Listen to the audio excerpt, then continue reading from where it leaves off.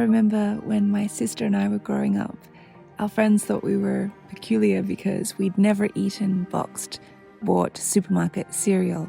Nowadays, consciously reading labels of products to be on alert for sugar and fats and preservatives is quite common, but you have to think back in the 80s and the 90s, our mother was quite ahead of her time, and we had this tradition in our family of making natural muesli at home.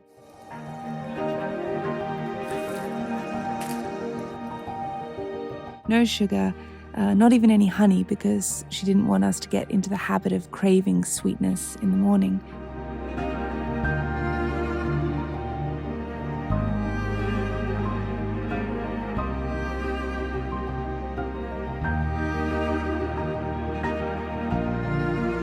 She saw that the branding on the box of cereal always has a bowl with the cereal and strawberries or banana on top, simply to associate the cereal with the integrity of wholesome fruit and distract us from the fact that sugar is the first or second ingredient.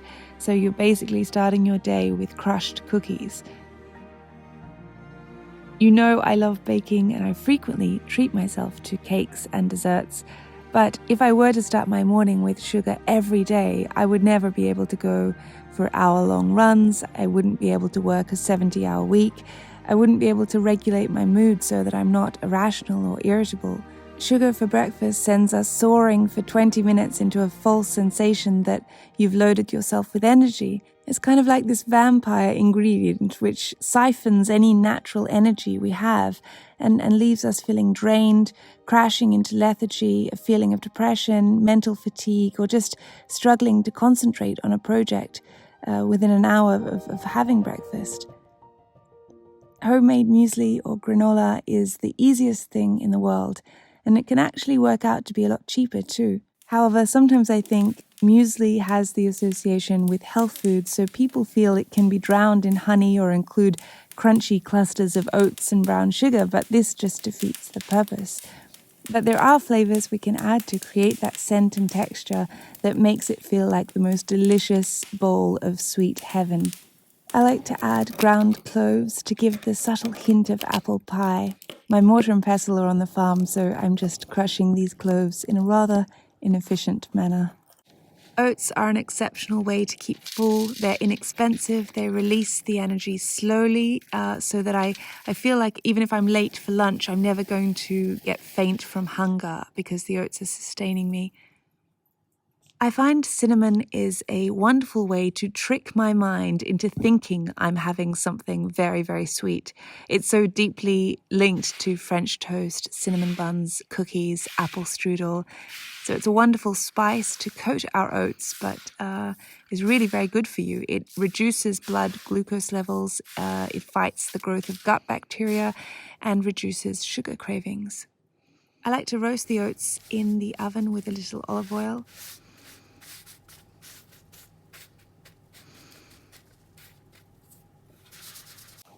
I'm drizzling over some of our olive oil from last year's harvest. We're just about to pick the olives from the trees for this year.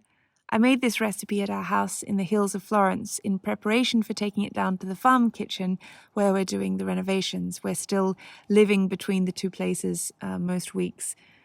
Underneath the kitchen at the moment, they're crushing the grapes every day from the vineyards surrounding the villa to make wine. Because Guido and I live in what was the old granary, it's above the cellar where they make the wine, so we're right on top of where it's all happening. If you're interested in seeing how this is done, I made a whole little documentary on the grape and olive harvest last year. These won't burn easily as we're not putting any sugar or honey or syrup on them, so you can toast them for quite a while.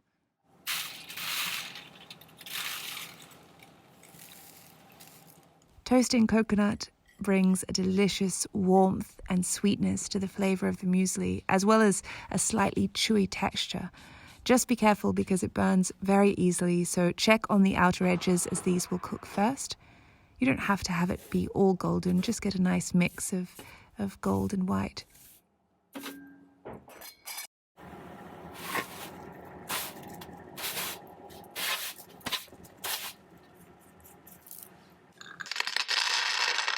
Almonds. Toasting nuts is going to elevate the flavor of this muesli considerably. Cashews and pecans and peanuts are high in fat, and we've already got the natural fat in the coconut, so I like to just go for almonds. They're also generally the cheapest of the nuts. I toast almonds dry in a pan, no oil, but keep watching them as they tend to burn as soon as you look away, because you see there's no sound of anything bubbling, and that's the deceptive thing. You forget how quickly they're cooking. Instead of buying a little packet, go for bulk quantities so that the cost per kilogram is much, much lower. Almonds give us protein, magnesium, fiber, lower blood sugar levels, and if you buy the ones with their brown skin on, you're also getting valuable antioxidants.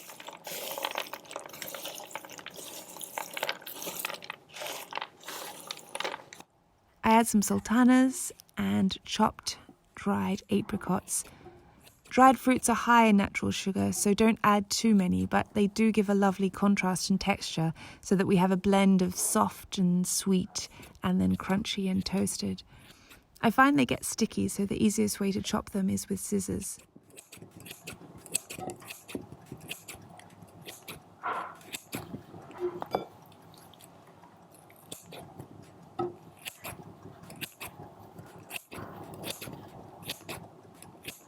Linseed or flaxseed is amazing for digestion and helps lower cholesterol.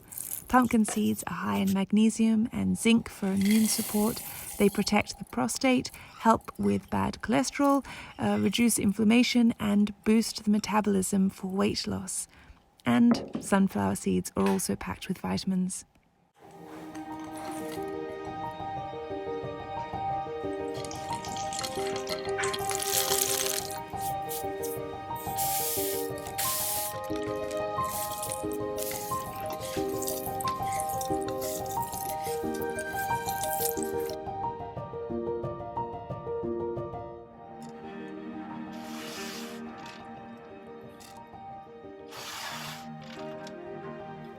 This muesli is so delicious. As soon as you open the jar, you get this waft of golden toasted spiced coconut fragrance. It's so inviting.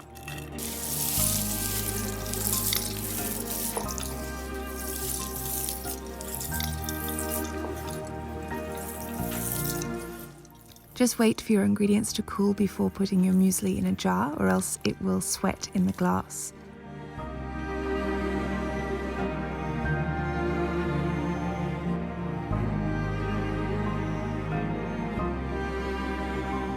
The pomegranate, or melograno in Italian, always feels so decadent and historical to me. It's so often featured in paintings here in Italy. Over the centuries, in art and religion, it has symbolized fertility, sensuality, prosperity. But some of you may know the ancient Greek myth for which the pomegranate is the most renowned. Some say Hades, god of the underworld, was a villain who kidnapped the beautiful Greek goddess Persephone when she was gathering flowers. But many claim that this was the greatest and most loyal love story of all Greek mythology.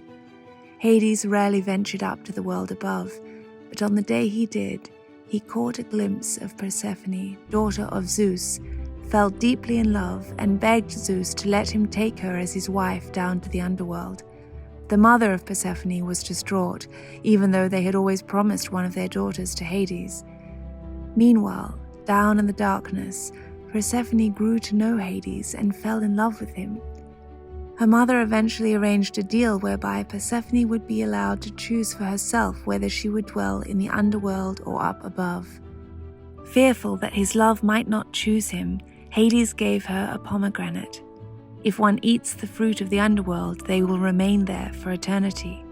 But Persephone only ate 6 pomegranate seeds, and so she was destined to spend each year split between the 2 worlds.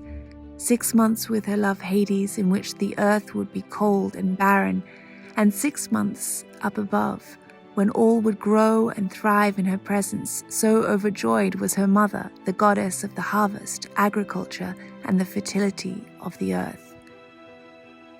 This weekend, we are celebrating my parents' epic love story, as it is their anniversary of 40 years of marriage, and they have had breakfast together almost every single day of those 4 decades. Here's to homemade breakfasts, to the poetic pomegranate, and to the changing of the seasons.